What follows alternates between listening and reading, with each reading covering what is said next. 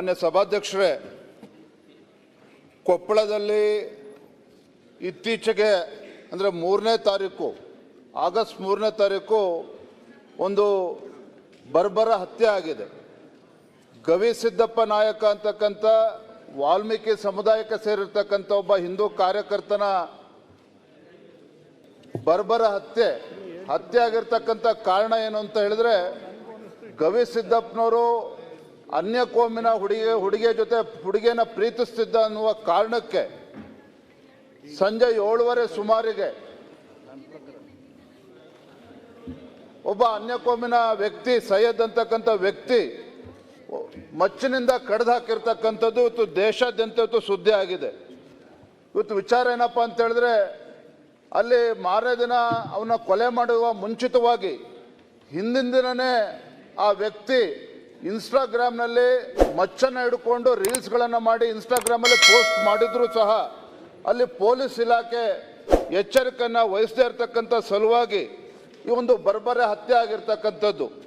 ಹತ್ಯೆ ಆದ ನಂತರದಲ್ಲಿ ಅಲ್ಲಿ ವಾಲ್ಮೀಕಿ ಮಹಾಸಭಾ ಮತ್ತು ಎಲ್ಲ ಹಿಂದೂ ಸಂಘಟನೆಗಳು ಇದನ್ನು ಪ್ರತಿಭಟನೆ ಮಾಡಿ ಇದಕ್ಕೆ ನ್ಯಾಯ ಸಿಗಬೇಕು ಅಂತೇಳಿ ಕೊಪ್ಪಳ ಬಂದ್ ಕೂಡ ಆಗಿರ್ತಕ್ಕಂಥದ್ದು. ಇಲ್ಲಿ ವಿಚಾರ ಏನಪ್ಪ ಅಂತ ಹೇಳಿದ್ರೆ, ಮಾನ್ಯ ಸಭಾಧ್ಯಕ್ಷರೇ, ಗವಿಸಿದ್ದಪ್ಪ ನಾಯಕ ಒಂದು ವಾಲ್ಮೀಕಿ ಸಮುದಾಯಕ್ಕೆ ಸೇರಿರ್ತಕ್ಕಂಥವನು.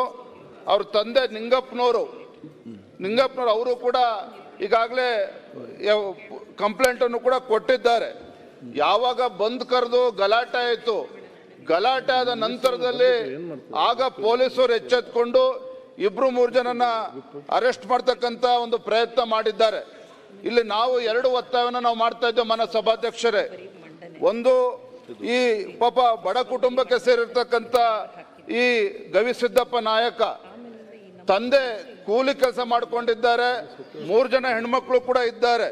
ಹಾಗಾಗಿ ಅವ್ರ ಮನೆಯನ್ನ ನಡೆಸೋದಕ್ಕೆ ಖಂಡಿತ ಸಾಧ್ಯನೂ ಇಲ್ಲ. ಹಾಗಾಗಿ ನಾನು ಸರ್ಕಾರಕ್ಕೆ ನಾನು ಆಗ್ರಹ ಮಾಡ್ತಾ ಇದ್ದೇನೆ, ಇವತ್ತು ಆ ಕುಟುಂಬಕ್ಕೆ ಪರಿಹಾರ ಕೊಡಬೇಕಾಗ್ತದೆ.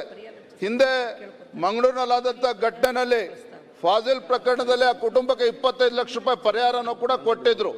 ಆದರೆ ಈತ ಬಡ ಕುಟುಂಬ ಆಗಿರುವ ಕಾರಣ ಕನಿಷ್ಠ 50 ಲಕ್ಷ ರೂಪಾಯಿ ಪರಿಹಾರವನ್ನು ರಾಜ್ಯ ಸರ್ಕಾರ ಕೊಡಬೇಕು ಮತ್ತು 2 ಎಕರೆ ಭೂಮಿಯನ್ನು ಕೂಡ ಆ ಕುಟುಂಬಕ್ಕೆ ಕೊಡಬೇಕು ಮತ್ತು ಆ ಕುಟುಂಬದ ಒಬ್ಬ ಸದಸ್ಯರಿಗೆ ಒಂದು ಸರ್ಕಾರಿ ನೌಕರಿಯನ್ನು ಕೊಡಬೇಕು ಅಂತ ಹೇಳ್ತಾ ಬಹಳ ಪ್ರಮುಖವಾಗಿರ್ತಕ್ಕಂಥ ಅಂಶ ಹೇಳ್ತಾನೆ ಮಾನ್ಯ ಸಭಾಧ್ಯಕ್ಷರೇ. ಈ ಪ್ರಕರಣ ಬಹಳ ಗಂಭೀರವಾಗಿರ್ತಕ್ಕಂಥ ಪ್ರಕರಣ.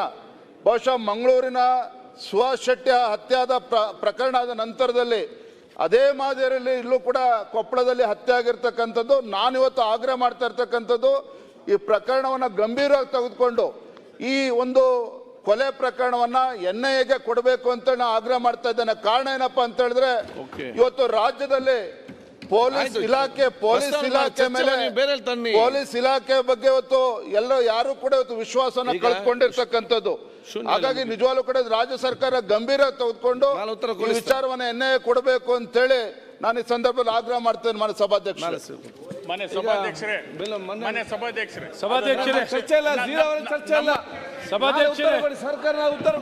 ಸರ್ಕಾರ ಉತ್ತರ ನೀವು ಉತ್ತರ ಕೊಡ್ಲಿಕ್ಕೆ ಆಗುದೇ? ಸರ್ಕಾರದಲ್ಲಿ ಉತ್ತರ ಕೊಡ್ಲಿ ಆಗುದಿಲ್ಲ. ಚರ್ಚೆ ಅಲ್ಲ ಇದು, ಶೂನ್ಯ ವೇಳೆಯಲ್ಲಿ ಪ್ರಸ್ತಾವನೆ ಮಾತ್ರ. ನಾಳೆ ಉತ್ತರ ಕೊಡೋದು ಮಾತಾಡಿ. ಸಚಿವರು ಇದ್ದಾರೆ ಸರ್, ಸಚಿವರು ಇದ್ದಾರೆ ಸರ್, ಭೇಟಿ ಕೊಟ್ಟಿದ್ದೀನಿ, ಈಗ ಹೋಗಿದ್ದೀನಿ. ಈಗ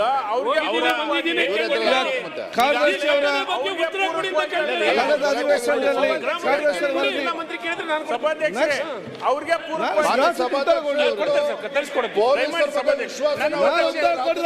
ಚರ್ಚೆ ಆಗುದಿಲ್ಲ.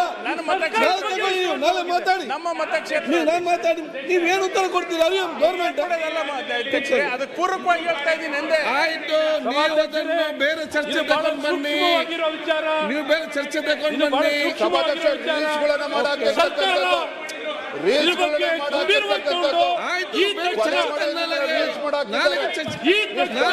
ತಗೊಂಡು ಬನ್ನಿ.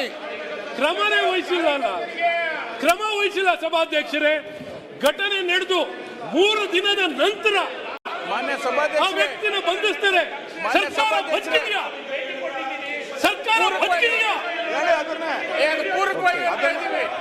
ಸರ್ಕಾರ ಬದುಕಿದೆ. ಇಡೀ ಪೊಲೀಸ್ ವ್ಯವಸ್ಥೆ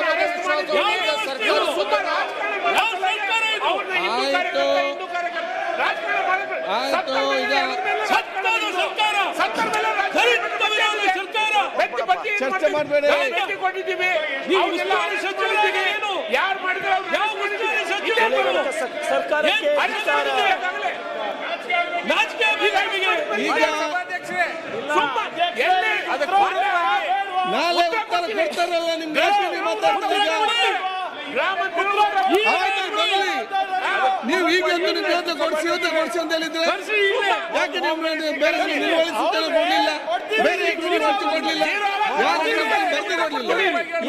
ಅವ್ರನ್ನ ಕೇಳಿದ ಅವಕಾಶ ಮಾಡಿಕೊಟ್ಟಾಗ ನೀವು ಚರ್ಚೆ ನೀವು ಯಾಕೆ ನಿರ್ವಹಿಸುತ್ತಂತ ಹೇಳಿಲ್ಲ, ಲಾಂಡ್ ಆರ್ಡರ್ ಚರ್ಚೆ ಮಾಡಲಿಲ್ಲ, ಯಾವುದು ಬೇಡ ಈಗ ಮಾತಾಡುವ ಹೇಳಿ ಚರ್ಚೆ ಮಾಡಿ.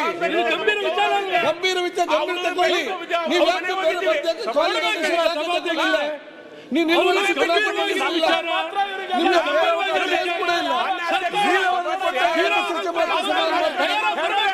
ಸರ್ಕಾರ ಉತ್ತರ ಕೊಡ್ತದೆ.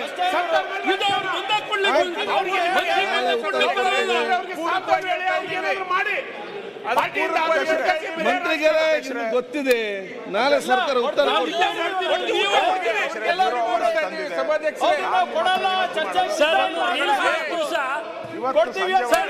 ಉತ್ತರ ಕೊಡ್ತೀವಿ ಅಂತ ಹೇಳಿವಿ. ಹೇಳಿ ಅದನ್ನ. ಆಯ್ತ್ರಿ, ಅಭಿವೃದ್ಧಿ ಇಲ್ಲ, ಅಭಿವೃದ್ಧಿ ಕೆಲಸದ ಬಗ್ಗೆ ಇಲ್ಲ. ಹೇಳಿ. ಕೊಪ್ಪಳದ ಹುಡುಗ ಏನ್ ಮಾಡಿದ್ದ, ಆ ಕುಟುಂಬ ಏನ್ ಮಾಡಿದೆ? ಚರ್ಚೆ ಮಾಡಬೇಡಿ. ನಿಮಗಿಂತ ಹೆಚ್ಚು ಕಳಕಳಿ ನಮಗಿದೆ. ಸನ್ಮಾನ್ಯ ನಾವು ಒಂದು ಭೇಟಿ ಕೊಟ್ಟಿದ್ವಿ, 7 ಬಂದಿದ್ವಿ. ಅದಕ್ಕೆ ಅವ್ರ ಪಾಪ ಅವರ ತಂದೆ ತಾಯಿ ಬಂದಿದ್ವಿ. 2 ದಿನದ ಏನು 2 ದಿನದ ಹಿಂದೆ ರಾಜಕಾರಣ ಬಿಟ್ರೆ ಬತ್ತಿ ಇಲ್ಲ. 2 ದಿನದ ಹಿಂದೆ ರಾಜಕಾರಣ ಬಿಟ್ರೆ ಬತ್ತಿ ಇಲ್ಲ ಇದನ್ನ ತಡೆಗಟ್ಟಲಿಕ್ಕೆ ಹೋಗ್ಲಿಲ್ಲ ಇವರು. ಸರ್ಕಾರ ಮತ್ತೆ ಉತ್ತರ ಕೊಡ್ತದೆ. ಅಧ್ಯಕ್ಷರೇ, ನಿಮ್ಮ ಸರ್ಕಾರದ ಜೊತೆಗೆ ಎಲ್ಲಿ ಮರ್ಡರ್ ಆಗಿದೆ? ಆಯ್ತು, ಒಬ್ಬ ಅಮಾಯಕ ಯುವಕನ ಅಧ್ಯಕ್ಷ- ಅನವಶ್ಯಕವಾಗಿ ಮರ್ಡರ್ ಆಗ್ತದೆ. 2 ದಿನದ ನಂತರ ಅರೆಸ್ಟ್ ಆಗ್ತದೆ. ಆಯ್ತು, ಇದು ಮುಡಿ ಈಗ ಹರ್ಷ ಕೇಸ್ ಆಗ್ಬೇಕಾದ್ರೆ ಇದೇ ಆಗಿತ್ತಲ್ಲ. ಅಲ್ಲ ಸರ್, ಅಧ್ಯಕ್ಷರೇ, ಸರ್ ಮತ್ತೆ ಕೊಡಿಸೋರು ಬರ್ಲಿ, ಇವತ್ತು ಉತ್ತರ ಕೊಡಿಸಿ ಮತ್ತೆ ಮಾತಾಡ್ಸೋರು. ಹೇಳಿ. ಓಕೆ. ಇವತ್ತೇ ಉತ್ತರ ಕಾಂಗ್ರೆಸ್ಸಿನ ಕಾರ್ಯಕರ್ತ ಆತ. ನೋಡಿ, ನೀವು ಹಿರಿಯ ಗೃಹ ಸಚಿವರಾಗಿದ್ದೀರಿ, ನಿಮ್ಮ ನಾವು ಹೇಳ್ಬೇಕಾ? ಇಲ್ಲಿ ನೋಡಿ,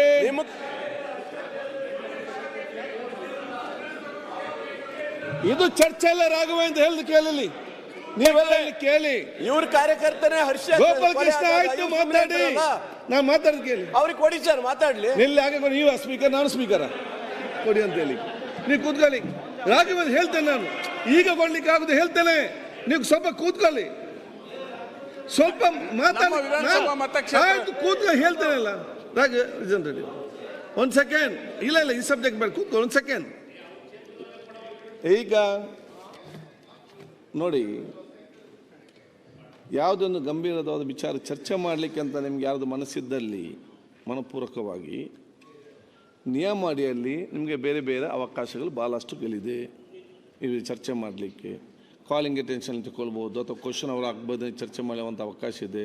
ಅದನ್ನು ನಿಲ್ಲುವಲ್ಲಿ ಸೂಚನೆ ನಿಮಗೆ ತರ್ಬೋದು, ಇದೆಲ್ಲ ಅವಕಾಶ ಕೂಡ ಭಾಳಷ್ಟಿದೆ. ಆದರೂ ಕೂಡ ಇದು 10 ದಿವಸ ಹಿಂದೆ ನಡೆದಿದ್ದರೂ ಕೂಡ ಇದರ ಬಗ್ಗೆ ಚರ್ಚೆ ಮಾಡಬೇಕಂದ್ರೆ 0 ಅವರಲ್ಲಿ ಪ್ರಸ್ತಾವನೆ ಮಾಡಬೇಕಂತ ಹೇಳಿದಾಗ ನಾನು ಆಗಲೇ ಹೇಳಿದ್ದೇನೆ, ಇದರಲ್ಲಿ 0 ಅವರಲ್ಲಿ ಬರೀ ಪ್ರಸ್ತಾವನೆ ಮಾಡಲಿಕ್ಕೆ ಮಾತ್ರ ಅವಕಾಶ ಇದೆ.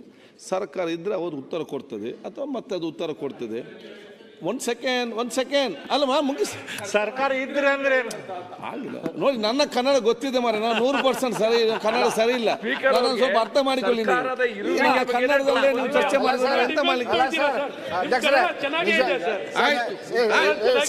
ಯಾಕೆ ಚರ್ಚೆ ಮಾಡ್ತಾರೆ? ಯಾಕೆ ನೀವು ಚರ್ಚೆ ಮಾಡ್ತೀರಿ? ಚರ್ಚೆ ಮಾಡಬೇಡಿ, ದಯವಿಟ್ಟು ಚರ್ಚೆ ಮಾಡಬೇಡಿ.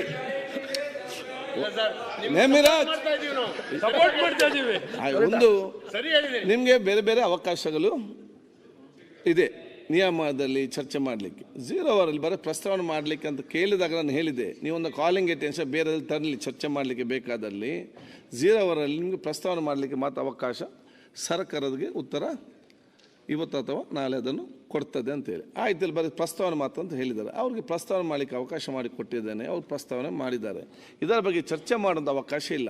ನಾಳೆ ಅಥವಾ ಇವತ್ತು ಆಯ್ತು ಇವತ್ತು ಹೇಳ್ತೇನೆ ಅವ್ರಿಗೆ ಎಂದ ಗ್ರಾಫ್ಸ್ ಇರಲಿಲ್ಲ ನನಗೆ ಹೇಳ್ತೇನೆ ಅವ್ರಿಗೆ ಅಲ್ಲಿಗೆ ಅಲ್ಲ ಬರ್ತಾರೆ ಇದ್ದಾರೆ ಅವರು ಅಲ್ಲ ಇವಾಗ ಉತ್ತರ ಕೊಡ್ತಾರಲ್ಲ ಇವಾಗ ಬರ್ತಾ ಇದ್ದಾರೆ ಅವರು. ನೀವು ಇವಾಗ ಕೂಡ ಬರ್ತಾ ಇದ್ದಾರೆ. ಸಚಿವರಾಗಿದ್ದೀರಿ, ನೀವು ಕೂಡ ಹಿರಿಯ ನಾಯಕರು, ಅವರ ಶೆಡ್ಯೂಲ್ ಏನಂದ್ರೆ ನಮ್ಗೆ ಗೊತ್ತಿಲ್ಲ ಈಗ. ಆಯ್ತು ಬಂದಾಗ ಈಗ ನೀವು ಈಗ ಎಮರ್ಜೆನ್ಸಿ ಇದೆ, ಇನ್ಸ್ಟೆಂಟ್ ಕಾಪಿ ಆಗ ಅರ್ಜೆಂಟ್ ಆಗ್ತದೆ. ನೀವು ಪ್ರಸ್ತಾವ ಮಾಡಿದ್ದೀರಿ, ಅವ್ರು ರಿಪೋರ್ಟಲ್ಲಿ ತರಿಸ್ಬೇಕು ವಿಚಾರ, ಆವಾಗ ಉತ್ತರ ಕೊಟ್ಟಾಗ ಇದ್ರ ಬಗ್ಗೆ ಕ್ಲಾರಿಫಿಕೇಶನ್ ಮತ್ತು ಇನ್ನೊಂದು ವಿಚಾರಗಳು ಕೊಡಗೆಲ್ಲ ಅವಕಾಶ ಇದೆ. ನೀವು ಉಸ್ತುವಾರಿ ಮಂತ್ರಿಯಾಗಿ ನಿಮ್ಗೆ ಕೂಡ ಭಾಳಷ್ಟು ಮಾತಾಡಲಿಕ್ಕಿದೆ, ಶಾಸಕರಾಗೆಲ್ಲ ಹಲವಾರು ನಿಮಗೆ ಕೂಡ ಮಾತಾಡಲಿಕ್ಕಿದೆ. ಇವತ್ತು ಅಲ್ಲಿ ಜಿಲ್ಲಾ ಶಾಸಕರಿಗೆ ಕೂಡ ಅವಳಿಗೆ ವಿಷಯ ಇನ್ನು ಅಲ್ಲಿಗೆ ವಿಷಯ ಗೊತ್ತಿಲ್ಲದವ್ರು ಕೂಡ ಎದ್ದು ನಿಂತು ಮಾತಾಡಲಿಕ್ಕೆ ಕೂಡ ಭಾಳಷ್ಟುಗಳು ವಿಚಾರಗಳಿದೆ ಹೇಳಿ. ಆದ ಕಾರಣ ಇದಕ್ಕೆ ಒಂದು ಆ ಸಂದರ್ಭದಲ್ಲಿ ಅವಕಾಶ ಮಾಡಿಕೊಡಿ. ಈಗ ನೀವು ಈ ಮುಂದುವರಿಸಿಕೊಂಡು ಹೋಗಲಿ ಅವಕಾಶ ಮಾಡಿಕೊಡ್ತಾ ಕಾರ್ಯದರ್ಶಿ ಹೊರಸಲ್ಲಿಸಿ. ಸನ್ಮಾನ್ಯ ಸಭಾಧ್ಯಕ್ಷರೇ, ಮಾನ್ಯ ರಾಷ್ಟ್ರಪತಿಯವರಿಂದ ಒಪ್ಪಿಗೆಯನ್ನು ಪಡೆದಿರತಕ್ಕ ವಿಧೇಯಕವನ್ನು ಸಭೆಯ ಮುಂದೆ ಮಂಡಿಸುತ್ತಿದ್ದೇನೆ.